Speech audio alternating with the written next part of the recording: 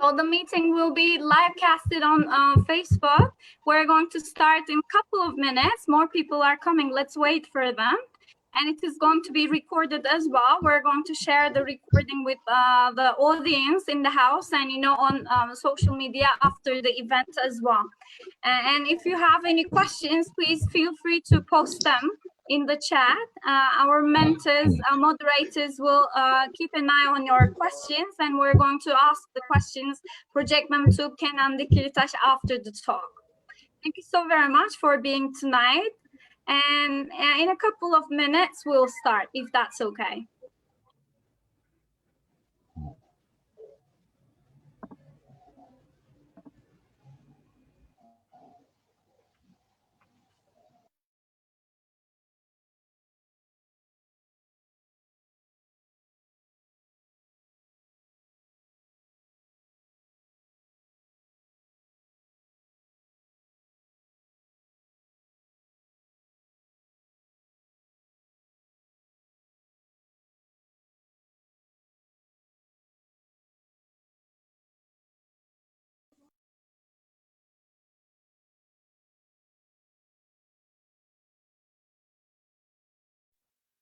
You are muted.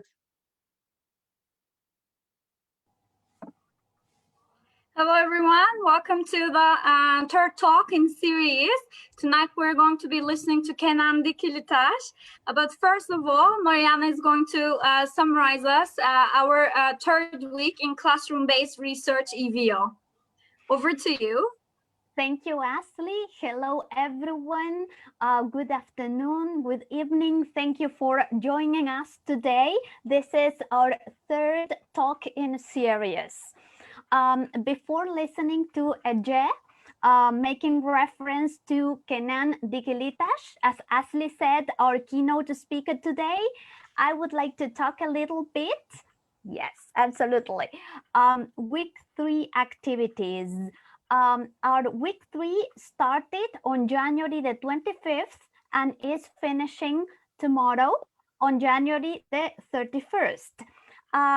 There are 3 activities this week. The first one, which is our main task, has to do with participants answering some questions. The first one has to do with their exploratory research questions. Yes, we invite them to share them. The second one has to do with what evidence they are going to gather in order to answer those questions and how they are thinking to do it. And the third one has to do with when they are going to start gathering that evidence. The second activity is related to the ethical dimension of participants' research projects. And the third activity has been designed especially for those teachers who are not teaching at the moment. And it has to do with gathering evidence from other teachers. Additional readings have been included and also some recordings from previous EVO sessions. It's important to mention too that every mentee has been assigned a mentor. We would like to thank those mentees who have already made their contributions, and we would like to invite those who haven't done it yet to do it. Thank you very much for attending this seminar. Now over to you, Ece. Thank you. Thanks, Mariana.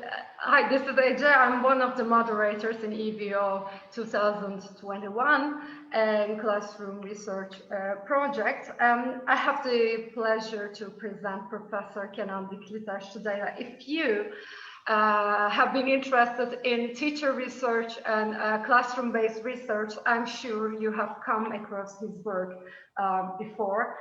Kenan Dikilitas is a professor of university pedagogy at the University of Stavanger in Norway.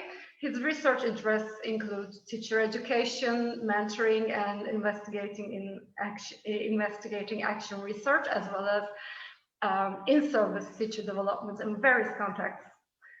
He also has co-authored 2 monographs on developing language teacher autonomy through action research, 2017, and also inquiry and research skills for language teachers, 2020, and introduction to TESOL, which is still in press. And he also published many articles in international journals.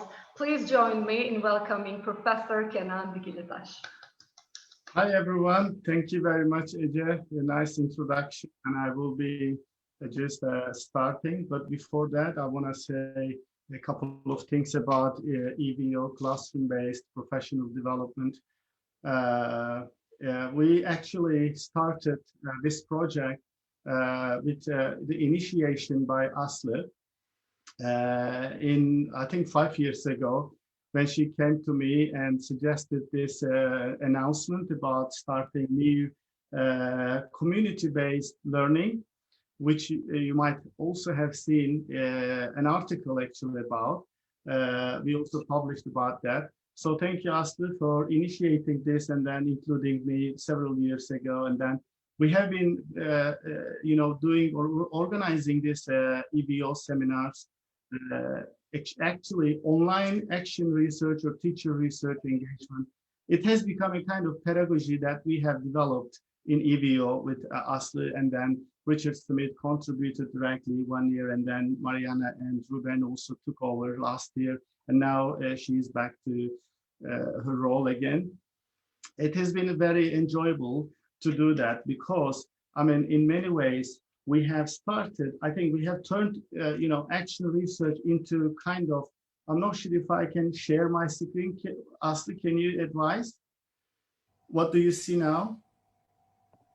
Well, you're sharing your screen. I can see the presentation. Very well. Everything is fine. Okay. So actually, we have started this as a kind of community where people coming from different countries can contribute. So the EVO became a kind of community of inquiry, which we also investigated in our latest article with Aslı about using the data from this group of teachers who participated and conducted their research with us in EVO some years ago. And I think there has been a kind of change in how we are doing research in the last years because of this technological instruction or technological facilities or integration into our learning process, not only as a learner, but also as a teacher. So I think this EVO created a kind of new way for helping teachers to do research with their peers or with other people from across the world.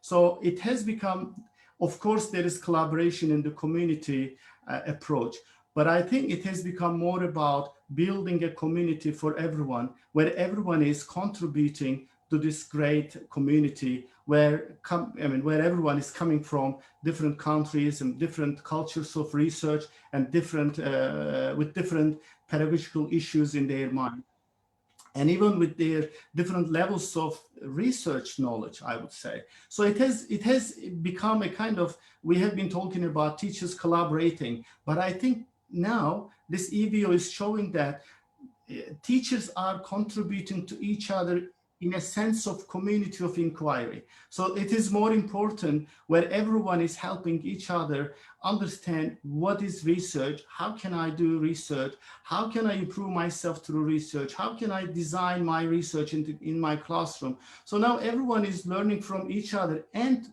with each other, I would say. This is at the heart of the community of inquiry, as you might find it in our article as well. So here in this community, we are not only learning to do teacher research with someone else, but also we are learning to do it in a community with a really great sense of helping and building, relationship with other people where everyone is helping. Because I can see that over the years, I have actually seen in this group, people are not only learning from the mentors, but also they're learning from the other people's experiences where they are interacting in the social community that Aslı and other mentors are organizing and monitoring.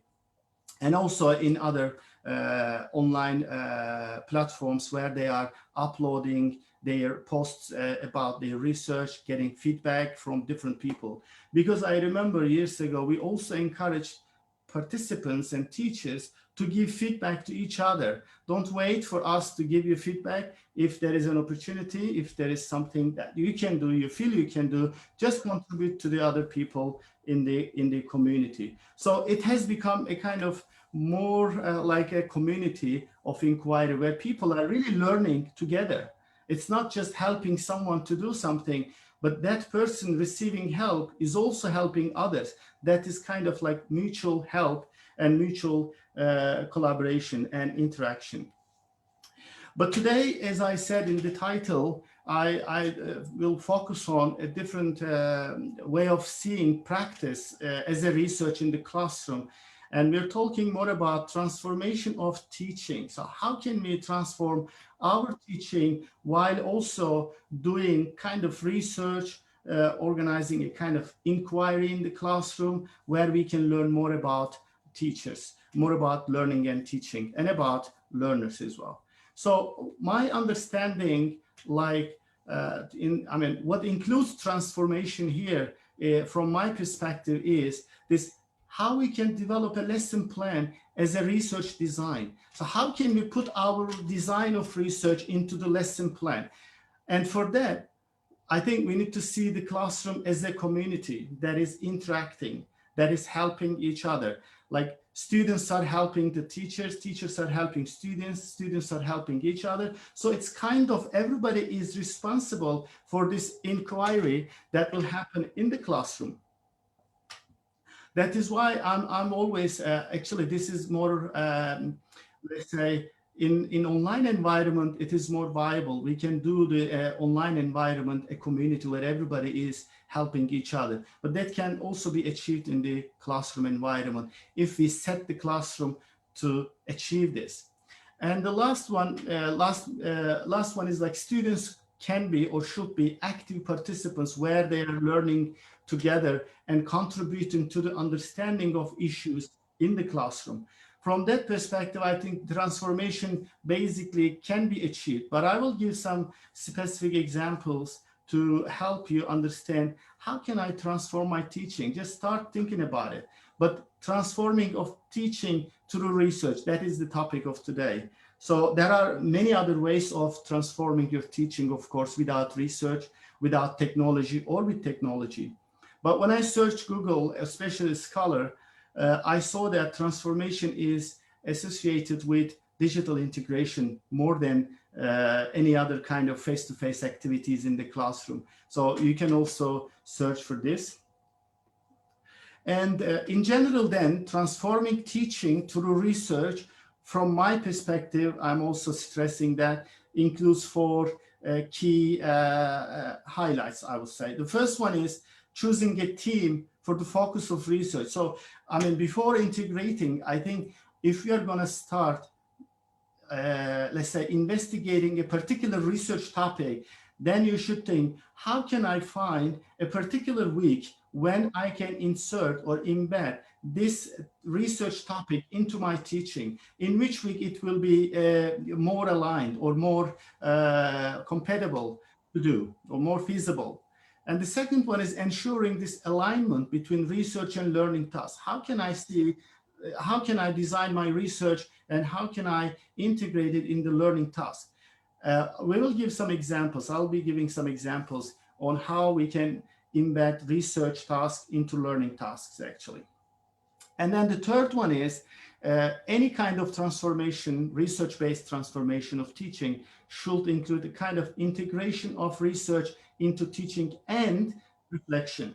I think the key point here is, although it shares some commonalities with the previous items or highlights, the key is here reflection. So how can I also embed reflective activities for students to engage so that you can make them metacognitively active about their own learning? What am I doing? How am I learning? Why am I learning in that particular way? How is the teacher doing it? How is that good for me, or how is it useful for me, etc. So you should make students metacognitively active and ask such questions about the learning process rather than what they are learning specifically. And the third one is using research to inform teaching and learning. I think this is the ultimate aim. Why are we doing research in the classroom? The key message for any research that teachers do in the classroom is to inform teaching and learning. But this is a very broad term. You can think about teaching and learning practices. You can think about professional well-being of teachers. You can think about like satisfying curiosity and some kind of issues that you really want to understand, problems that you really want to delve into, or even some puzzles that you want to unpack in the classroom. Why things happen in this classroom? How can I address them? So you need to think about how you can address all these issues. That is why I said, how can I use my research to inform how I am teaching, how I can address students' expectations, interests, and needs on the other hand. So basically transformation will happen when you integrate several research activities and tasks into your teaching by not doing it as something extra, something on top of teaching, but something into teaching, something that can be done with the teaching. So students shouldn't think that, oh, this is an extra activity. The teacher is asking us to do something, but why am I doing it? So students shouldn't be asking that. It should be so natural that you are integrating tasks into the classroom, students engage in it. Then actually what is important here, you will get authentic data from students. Then, I mean, if you, in many research that teachers do, I have seen teachers asking students, how did you find my classroom? And then they will definitely say good. And then they will, tell you good things. They will never deny things. They will never say negative things to you because you're in the classroom. But how can you make them think and tell you whatever they really think about the classroom? But it is not achieved by a direct question, but in the activities. Maybe it's kind of understanding learners in these activities. There will be some activities I will suggest to you. And on the other hand, there is another issue about this integration of or transformative teaching. This is teachers actually usually rely on knowledge suggested, imposed, transmitted by prepackaged programs, which this prepackaged, the concept of prepackaged is highlighted actually by Richard Smith many years ago, that research is against this prepackaged training programs. So teachers can learn how to develop. That's also a key issue. And the justification for the irrelevance of prepackaged programs for teachers is this uniform and one-size-fits-all understanding of anything that comes from external trainers. So we should actually encourage people to do research and to learn to develop themselves. How can I develop in my students, with my learners, in my school, with the support of colleagues? This is more important than having sustained or continuous support from external people. I don't want to degrade the support from experts or others, but it should be minimized and it should be relevant to each school if it can be managed or achieved. And there is another risk if you get a lot of external help from others. It is the decontextualized knowledge and things that you don't need to learn. Because imagine an external teacher or trainer is suggested or invited, and this people is talking about something not everyone can meet. So what is happening here? And this trainer might not know what this school needs, what teachers need. That is why the knowledge that is given may have or may run the risk of decontextualization. And then such programs also deny agency of teachers. So we take away the control of learning and teaching from teachers when a lot of external support is provided to the schools and to the teachers. I think There is need for support, but this support is not going to be transmissive and imposing, but it is kind of showing them how to develop. Maybe that could be more important. That is why actually the EVO in this sense is helping a lot of teachers change their identity and change their way of looking at development as a teacher, whether they are experienced or novice. We are not actually differentiating that. We invite everyone, because research sometimes is argued that something is argued as something that experienced teachers can do. I don't believe in that. Anyone can do research with even little experience if they learn how to do it. It's because research is about curiosity. Research is about engagement. Research is about commitment as a teacher, or motivation. So if you want to do it, if you want to learn, you can start from somewhere. It doesn't have to be perfect. You can develop over time. And another aspect of research is that we actually learn how to do research over time. It is not a one day or one shot try. It's kind of experimental learning. It's kind of, you will do, you will present, you will discuss, and then next year you can do something else. So give yourself time.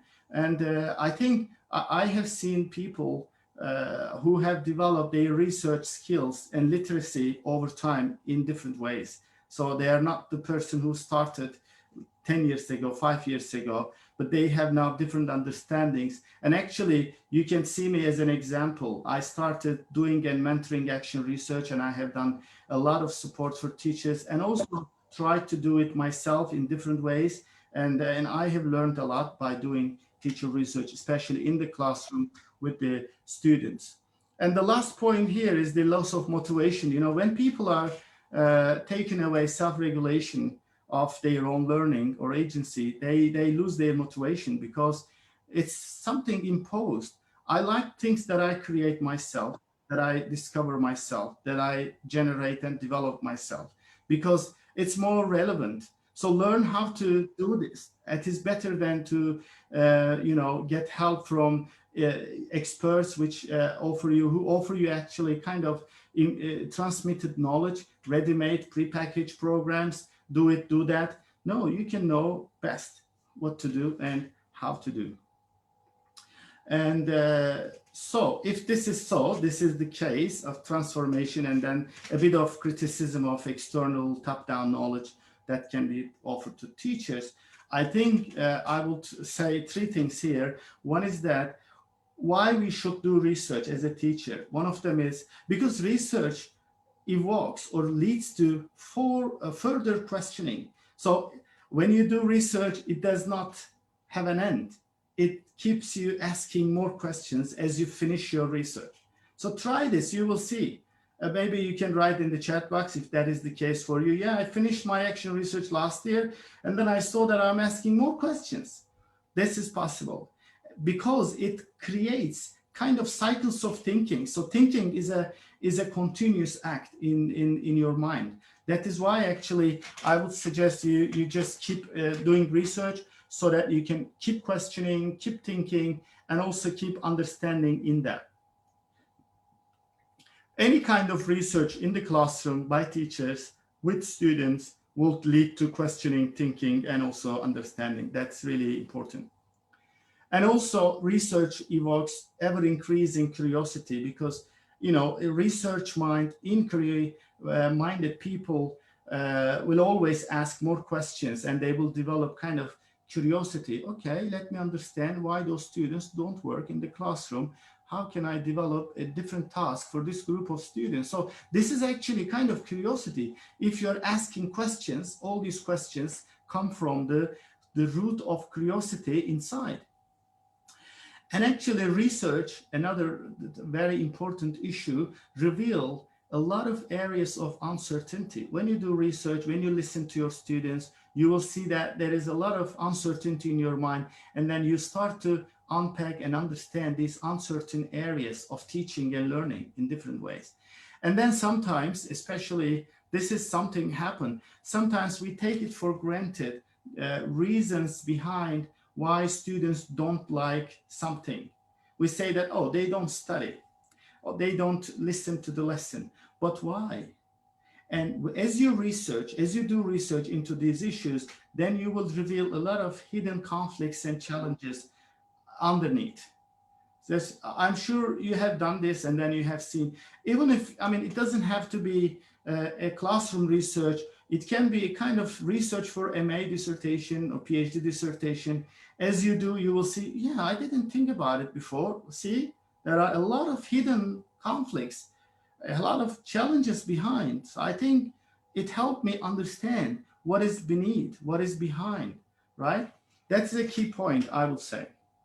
So research, from my understanding and depending on my experience over the last 10 years, I think, or maybe more actually, I have seen that research sometimes contradicted me. Research sometimes gave me some kind of evidence to think differently and to change even.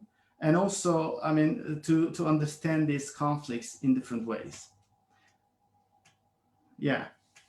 So, I mean, I have two groups of justification of research as well. The first one is not the ones I support, actually, first of all, because, I mean, why we do research is a very key question. I think before you start doing research, you need to think about, okay, why am I doing research? What is the purpose of my initiation of my research? Do I have to do research, or can I do it something else in a different way? And sometimes there are some misleading conceptions of teachers. They see research as something by which they can reach fixed results. Okay, I will solve this problem. No, you will never be able to, because I don't agree that pedagogical problems can be solved with a kind of small scale research in the classroom, but it can help you understand it at least, because as you understand, then you can develop alternative ways of doing it. It doesn't mean you have to find something fixed, something, okay, this is the solution. This solution will be gone the next time when you teach. You will need some other results. So rather than, maybe achieving results or accessing results, I think you need to interpret results and think further. It will be more important than achieving or accessing that particular ultimate or seemingly ultimate result. It's for this research, but not for future. And I think when we do research, we shouldn't think that we can verify our success or the effectiveness of our instruction or ineffectiveness. It doesn't mean that. You can have some evidence, but it is only helping you understand the issue more in depth. And some people also do research for publication. That's a good point.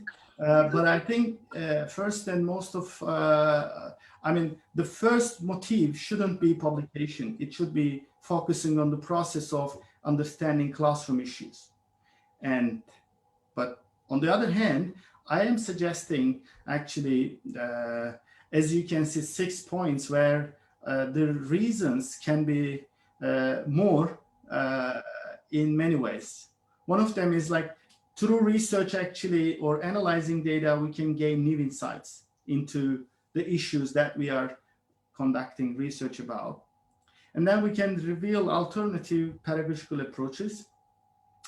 And you will see that if you include students in your research, not as a research participant, but as a research partner, maybe we can say, then you will see that their well-being will also be increased because they are part of a kind of co-inquiry and cooperation in the classroom with other students and with the teacher.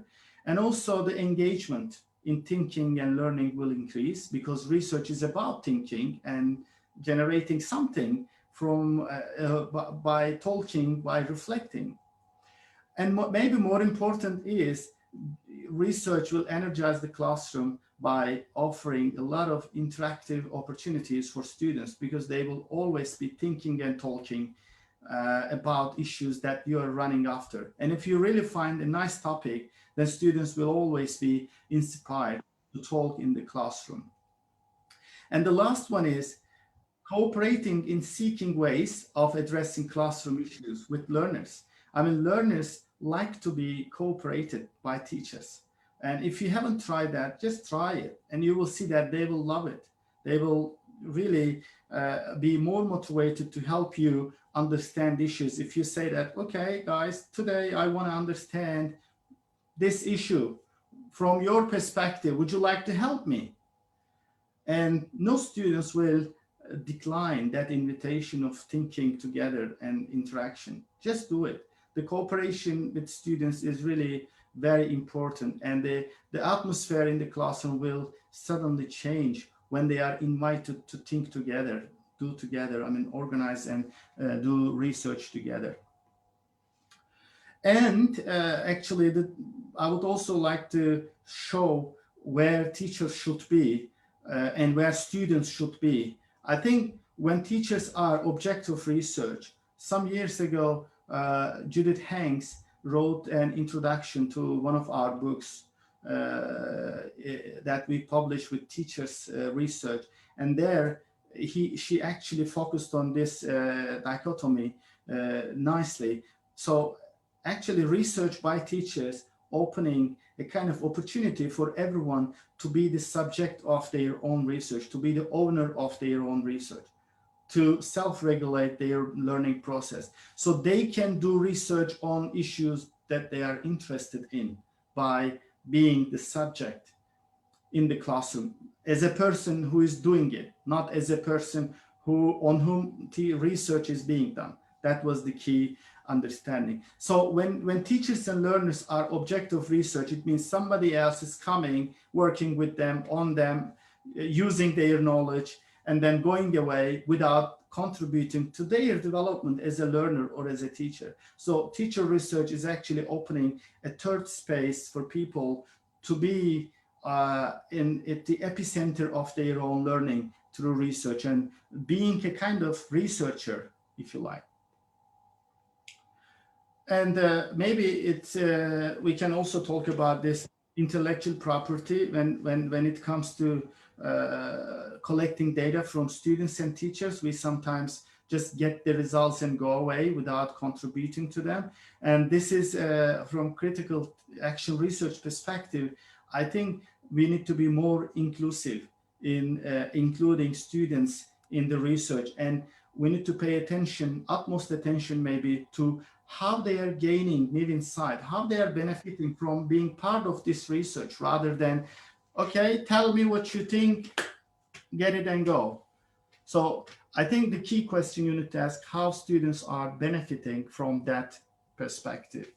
And if you really generate data, this is what I'm saying, if you want research to benefit learners and teachers, whatever, then you should generate data with them, because then they will generate insights, they will think, and they will learn to become self-critical if the question is about how they are learning and teaching. So this is the cognitive benefit for students to be part of your research. And if you collect data from learners and teachers, and if you see them as sources of information and then they are excluded from the rest of the process of research, they won't benefit from that research. So we are losing a lot of points. We're losing a lot of actually opportunity to help students develop as a learner in that sense. So in general then, I support not data collection, but data generation. This is maybe you might say, what is the difference between collection and generation? So generation is more positive, I think, productive, that we are generating it together with students, because that is what we are saying. We need to generate data together, and teachers and learners focus on the data together, understand the data together. It's like cooking together and eating together, I would say, very simply. And but from that perspective, I'm also suggesting 5 things in that sense. Data generation is systematic and should be extended over time. And it should create purposeful engagement for students and teachers. Okay, what we're gonna generate data about. Students should know what they're gonna discuss, what they're gonna write, what they're gonna speak about, etc. And I also highlight this issue when you're generating data with students. It should if your learners, if your lesson is language lesson, English, German, French, whatever, then it should facilitate their language development. So they should be not only giving you something and then thinking only cognitively. Okay, students are thinking, becoming critical, that's one thing. But language development should be there. That is why I said transforming of language teaching actually through research. And research can include many instances where language can be focused, okay? And also when we are generating data with students, you should plan for designing interaction, collaboration, and reflection. So this is kind of checklist actually. Okay, am I highlighting language development? Am I integrating interaction? Am I integrating collaboration? Am I integrating reflection? At what level? So this can be a guide for you to plan your lessons guided by research. So research integrated lesson plan. So you can start with reflection, and then you can ask them to collaborate in different ways on the issues of research. And then this issue should be language related, of course. You need to consider that. And also you can consider two other things. Am I supporting their critical thinking? How am I supporting this? And then how am I embedding some problems for them to think about? Maybe not solving. I said solving because this is the phrase used, but sometimes I use it as problem posing rather than problem solving. Like, am I posing a problem for them to think about? Not necessarily solving, but students also love to solve things in their mind. Maybe you can a bit soften the meaning of solving, understanding, or posing problems, analyzing problems, addressing a problem, okay? Because the language we use when we are talking about such pedagogical and research issues is very sensitive and important. So, I mean, this is what I come to as a general point of view before I give some examples. I say transformation of teaching. I mean, for any kind of transformation of language teaching and learning, learners need to be actively involved in inquiry, research, and reflection in general. And I didn't talk about, collaboration and interaction, etc., because they are included in research as well, and it can be included in co-reflection and students to reflect together with teachers, or altogether collaborative reflection, joint thinking. There are different, from sociocultural perspective, there are a lot of cognitive words like joint thinking, interthinking. So you can refer to this. How can I encourage students to think together? It's not just asking and answering question. It is understanding each other's points of view when you are listening, actually. That is the key point here. And before, again, we talk about data collection, I think I would like to show you four things as well. If your questions look like one of them here in the list, just have a look at it. And because I tried to categorize the questions that you might ask in your research. One of them is exploring issues, for example. So maybe you can write in the chat box, how does your research question, or how do your research questions look like? Is it about exploration? Is it for seeking alternatives? Is it verifying success? Because that is also possible. Or failure, maybe verifying failure. You can also think of that. And providing justification. Just write in the chat box if your questions fall into one of these categories, or two of them actually. You can always find more. And if your questions about how do students learn, you want to explore things. What do they think about the online platform, for example? You want to explore, you have a broad understanding, broad beginning for seeing how you can explore some issues with students, maybe. And sometimes teachers are more about how can we improve vocabulary teaching, how can we improve reading, how can I engage them in blah, blah, blah. So you are actually trying to seek alternatives with these questions. And sometimes, can I teach more vocabulary, better vocabulary? If you are claiming to find a better way of teaching vocabulary by using Padlet, or more vocabulary by using Kahoot, then you're trying to verify some kind of success, because you're saying, can I do it? Yes, I can do it. I had verified this. This is maybe a message. And also providing justification. Sometimes we ask why questions, especially in exploratory practice. We are, when we are unpacking puzzles, we ask such questions. Why do my students interact less than I expect? What am I doing wrong? Let me explore. Let me find a reason for this. So this is more about providing justification. So you can think about all these, I would say, and see whether these issues are, because these issues important to know your direction of research. Sometimes you just ask the question and then go, but think about your question. What does it try to reveal? What does my question try to reveal?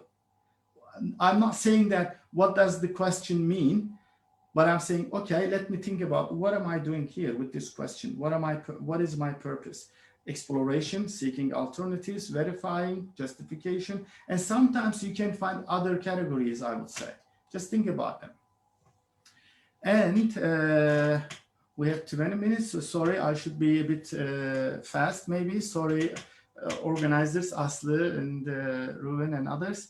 Actually, this is one of the examples. Why do students not want to write in English? If your question is this question, it's like looking for justification.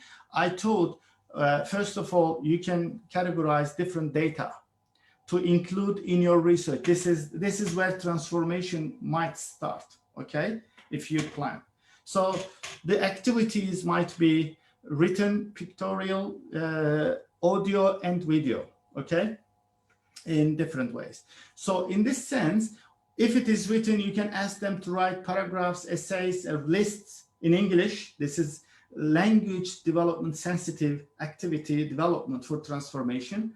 And then you can ask them to write about, for example, an essay on their feelings about writing. So this is kind of loop input. Ask them to write about writing and the challenges they experience in writing. If they write about this, then it will give you some kind of data, right, about what they feel, the challenges, etc. And then they will do writing as a practice. And then you will give feedback about their writing as a teacher, but they will never do something different. And then the learning here, articulating feelings and practicing writing skills, I would say. And then what could be research data for us is discovering students' feelings and challenges. Because you want to understand why they don't write, and then you can start with their feelings and challenges. And then you can continue with the details about the written work from pictures. You can discover more details in the pictures if you know how to analyze the picture, or you can learn how to look at the pictures or get help from others. And then you can discover initial causes of potential writing reticence, because you can see more causes as they write about or they talk about these reasons in the discussion, self-talk or group talk, group discussion, as in audio. So what am I doing here is integrating multimodality in data methods as well. And you can even ask them to create a video like a vlog, and then they can shoot a short film of the topic of their writing as well, and they can talk about it. They can maybe do something. Just let them do it, because they can be more creative than you imagine, I would say. But in student learning is actually becoming more important here, because they are also transferring information from one format to another when they are using multimodality in creating different activities. And then you can actually discover their previous writing experiences. So all the data will be generated and will actually transform your teaching, because students are doing kind of exploration for themselves and for you to understand them. So this is a mutually beneficial activity where everybody is winning, I would say. And I need to be a bit quick, I guess. I will just a moment, please. Yeah. the example can be very important, but this can also be, sometimes I can see some teachers want to use questionnaires, observations, and interviews. So how can we make interviews, observations, and questionnaires student sensitive or for the benefit of students? So we can integrate these conventional data collection tools into our normal pedagogical activities. This normal pedagogical activities is a term actually suggested by Dick O'Wright, Ines Miller, Judith Hanks. It is a phrase that is used by them in exploratory practice. They are the initiators of this movement, I would say, exploration in the classroom and co-learning with students or co-researchers, students as co-researchers. I'm actually referring to them in the book as well. And this is the book that Ece presented, like research skills, research and increase skills for language teachers, the book. You can find it in that book, and it can be downloadable from universities. Sometimes if they are part of Springer Agreement or Palgrave, they can download it. But I can also share if they need to, just contact me, please. And here you can see, if you want to construct a questionnaire, why not doing it with students? Why not involving students into the development of questionnaires and even implementation of it, where they can develop a lot of language development or language skills, because they will write meaningful sentences. They will create coherence among statements because you can guide them. Okay, how can we construct a questionnaire? Okay, write purposefully. Write one statement, one action at one time. You know, these are actually very academic issues, but you can simplify them. And then you can give feedback on the sentences, grammaticality, or feedback on their meaning, etc. And also, students will interact with each other through written language as well. They can implement it and then get responses, think about it, discuss the issues that are emerging. The same for observation. You can ask them to develop their note-taking skills if you ask them to observe the classroom. And you can also get to know, they can get to know everyone in the classroom if they observe the classroom and then write. In each lesson, you can ask one student to do that. Not take about what is happening in the classroom. Very authentic activity for students, or a group can observe today, another group can observe tomorrow, and then they can write, revise the writing. So this is very authentic writing, but also it will give you kind of data for you to think further, to think about.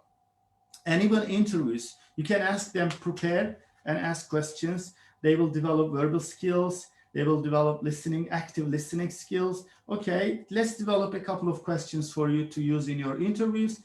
Okay, can I ask you to interview these two students, your peers? Ask them these questions, record them, transcribe them, and then let's discuss. So this can be arranged as a group work with everyone in the classroom at separate time. This is actually kind of research, but done by students' initiatives, will be useful, which will be useful for you as a teacher. You will also go over all these notes, authentic notes.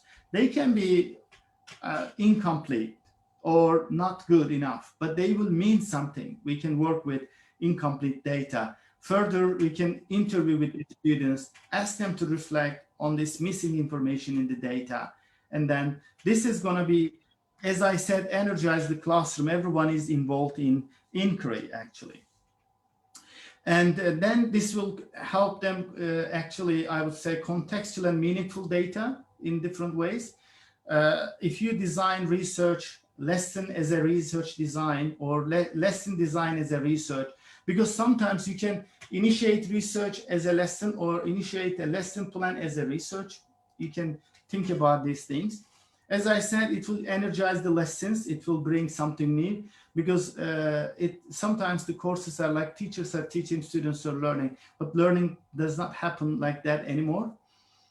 And all these data collection methodologies will generate meaningful content, cultivate engagement in the classroom, and maybe more importantly, strengthen the relationships in the classroom. Students will listen to each other, talk to each other, read what they are saying to each other. And we always talk about this empowerment by giving students the agency of doing something. Okay, this is your responsibility. We're doing together. You're collaborating with me. We're understanding. So the empowerment will come in automatically. And maybe I also think about it from a critical perspective of teachers, because they will also have kind of basis for their teacher decisions. So students can actually challenge what teachers do, how they do, why they do. So teachers will raise awareness on the basis of all this data. And I think more importantly, it will promote change and development, I would say. Aslı, I think we planned a Zoom meeting, but I would be happy to address questions if you want to cancel the Zoom group meeting. You mean breakout rooms, I guess? Yeah. Originally, that was the plan, but as you wish. So we've got like 10 minutes. We can extend the time as well. Would you like to? Can we send people to Zoom? And what I can say, the second green area, we will give you for 5 minutes. And what do you think are the key considerations to keep in mind when you want to transform your teaching? That's the key question. And then when you come back, maybe you can write it on your somewhere and then copy it. And then as soon as you come back, somebody from your group can copy and paste it in the plenary chat box, so that we can put it in like written form. Everyone can see it later when they watch it. Can we do that? Yeah, sure. So the breakout rooms are active. We would appreciate if you can follow the links and enjoy discussion with the teacher researchers from all around the world, basically. And we'll be waiting for you in this main hall.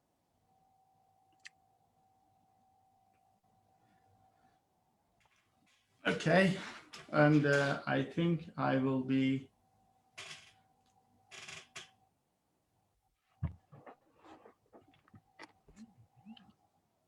If you want to join the breakout rooms, you can do it, Kenan. And if you would like to wait for them here with us, you can also do that. I will wait because I arrange this.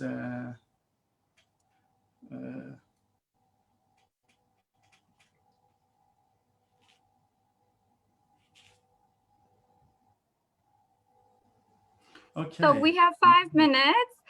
Please click on the links and join your groups. I hope you have a very fruitful discussion over there.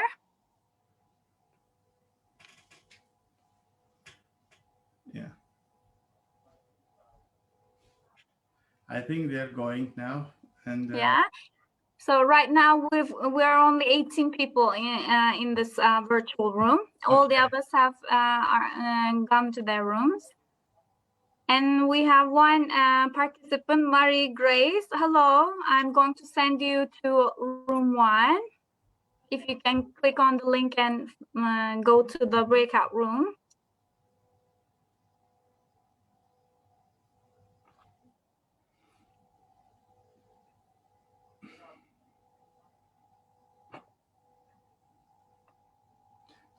Some people ask questions, Aslı, in the chat box. I don't know how we can address them. Yeah, for instance, I saw that Mariana and other moderators are taking notes of these questions. Yeah. Okay, good. They're going to remind you of those.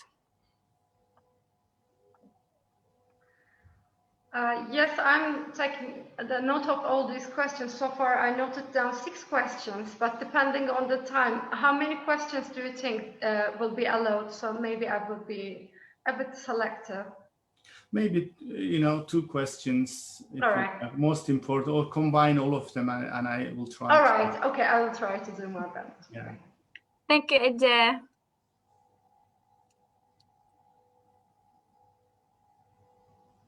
Actually, Razi is asking a very interesting question. How can we use research for young learners? It's a different area. I know Razi, maybe I can have a talk with her later, and don't worry about it. But it's a nice question. There is a lot of research out about that issue by, I think, Harry focused on that before, and some other people doing research with students, young learner students, actually, yeah. And I closed the rooms. Apologies for that. I was a little bit hasty. So there's 1 last minute. Everyone will be back after this 1 minute. Okay.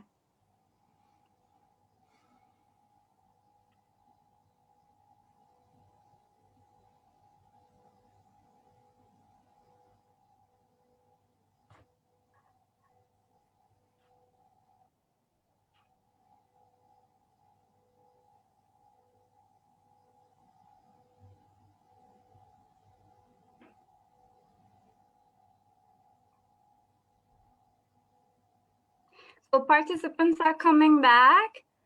Yeah. In a moment, everyone will be back in the room. I hope you had a nice discussion. Although the time was short, apologies. That's on me, my bad. I mean, it was my bad as well. We started a bit late though, sorry.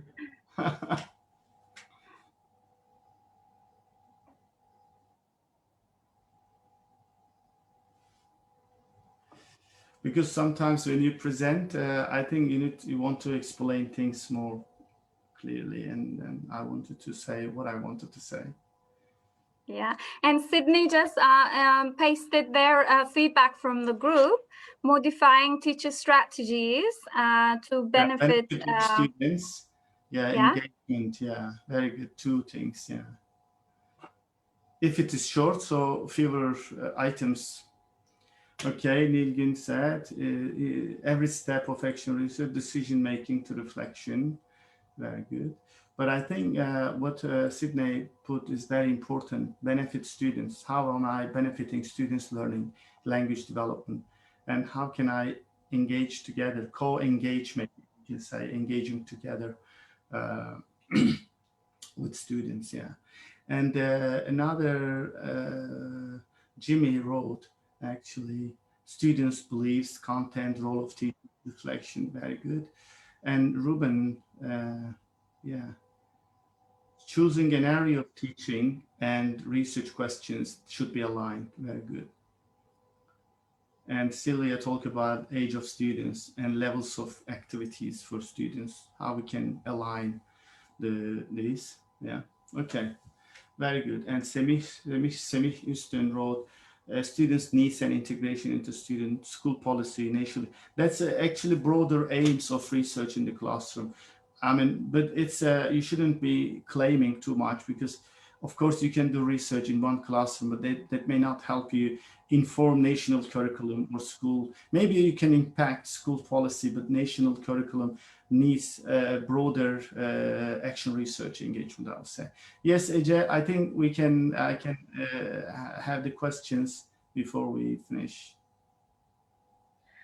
Okay, there are lots of questions coming from the participants about how they can make the students active in learning. Is debate possible during the lesson for questioning the research? Do the 4th graders or 2nd graders, are they more emotionally engaged? And why? In research? And then there is this question coming from Richard Smith from Facebook. Esther gave us this question. Good talk, Kenan, Dikilitas. Interesting to see you, your classification. But Richard is here, I guess. Sorry? Richard is here. Hi, Richard. Oh, hi, Richard. Yeah, I came here. I was listening on YouTube, and then I came here. Yeah, just to say hello. Yeah, hi. What brought you here, Richard? Well, I got interested, Kenan, and I wanted to see you all. Yeah, okay. I wanted to see you too. Thank you for coming, really. Yeah. Yeah, Richard's question was about the your classification of types of research questions. Though I guess they're overlapping categories. And since Richard is here, maybe you can comment on it. Yeah. Yeah. This is just a comment. It's interesting to see that. Yeah. But you know, it is inevitable that we have, develop similar things, because we've been in touch with Richard for a long time, and we've been learning. I've been learning from Richard a lot, and with him as well. It's great to have him actually. So it's normal. Sorry, Richard, I didn't see your questions, but it is nice to think together in similar ways. Mm-hmm. Another question comes from Azra. Is it possible to balance between our assessment questions in questionnaire in university, in online teaching, where we can best select, we can select best questionnaire according to the needs? I think this is the question is asking for the source of finding good questionnaires to circulate around.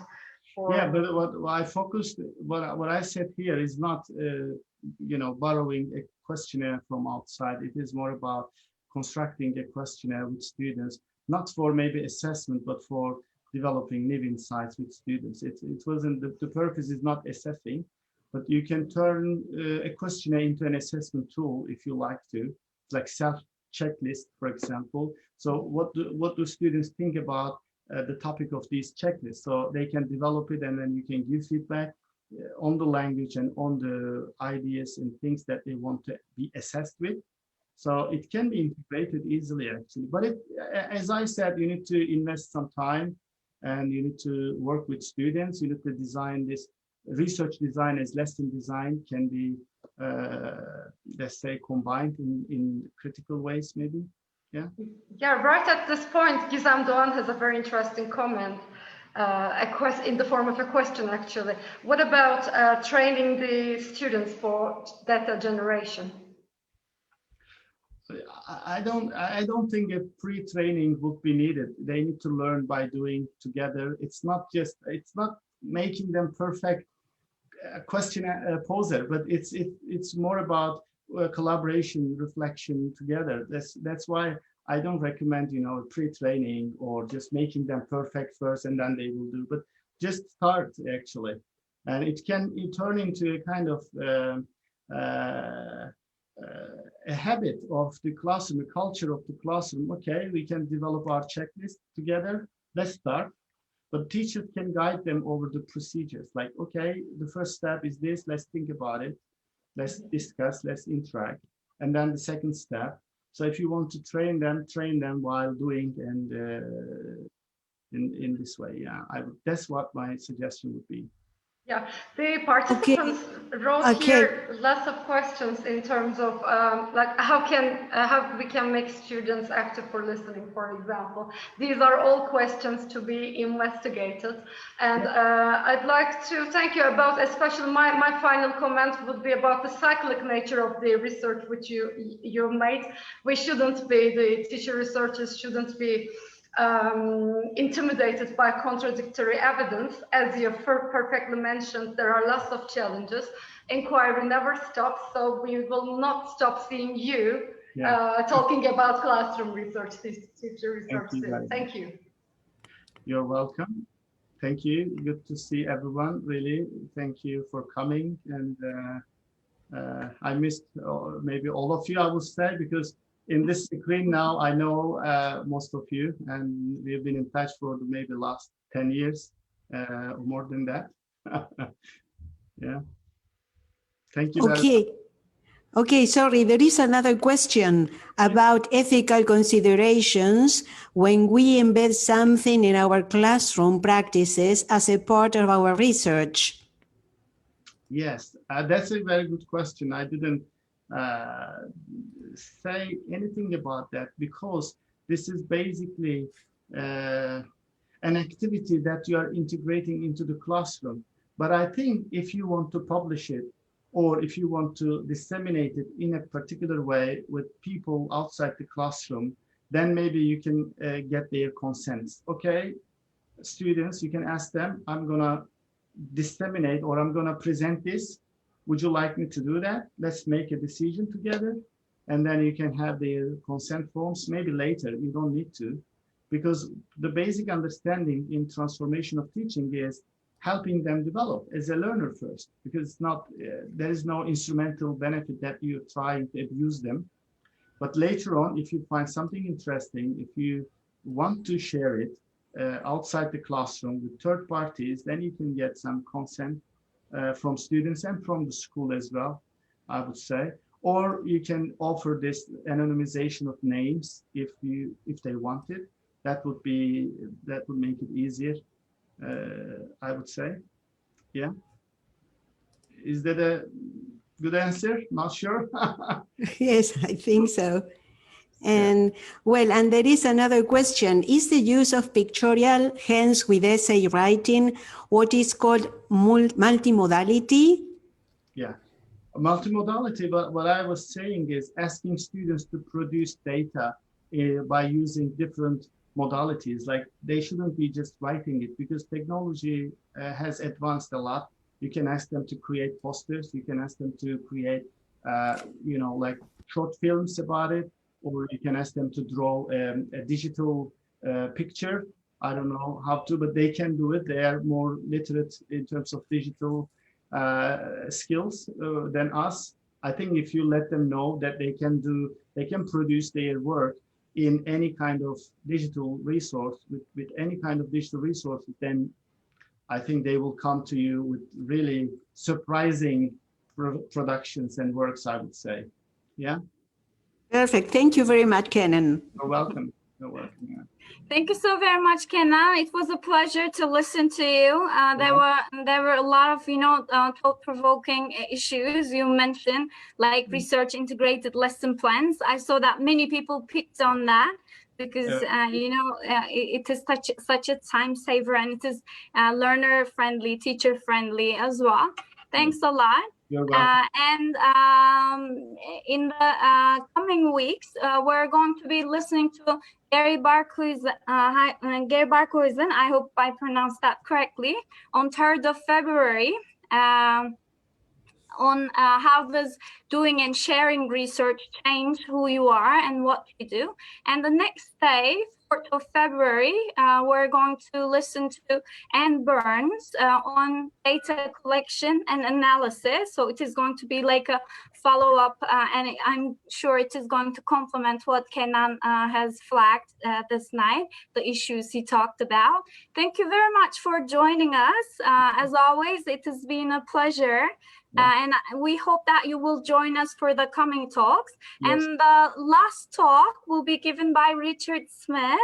And I think he's going to, round up by saying how to disseminate research. And we hope that in the meantime, your research questions, data analysis tools will be identified, finalized. If you need us, we're there. Thank you so very much for your participation.